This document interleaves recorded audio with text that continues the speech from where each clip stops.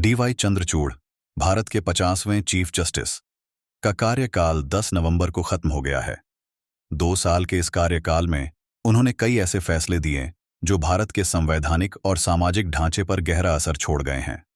इन फैसलों में अयोध्या का राम मंदिर, आर्टिकल 370, इलेक्टोरल बॉन्ड्स, नीट परीक्षा और अलीगढ़ मुस्लिम यूनिवर्सिटी के अल्पसंख्यक दर्जे से जुड़े मामले शामिल हैं।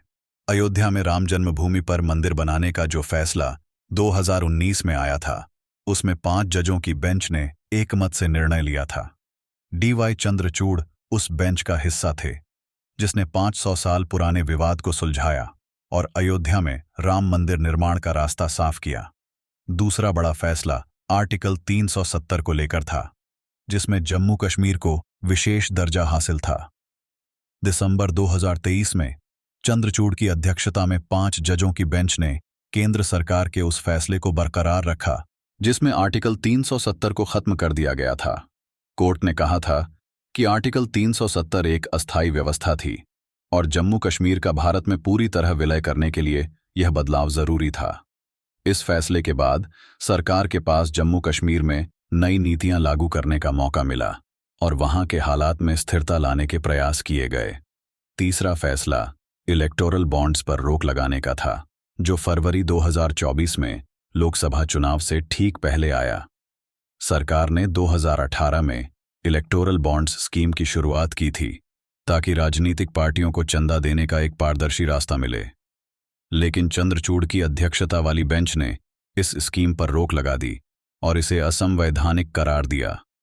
उनका मानना था कि यह स्कीम राजनीतिक दलों और चंदा देने वालों के बीच सांठगांठ को बढ़ावा देती है। इसके बाद कोर्ट ने स्टेट बैंक को इलेक्टोरल बॉन्ड जारी करने पर रोक लगाने का आदेश दिया। चौथा बड़ा फैसला नीट यूजी परीक्षा को लेकर था।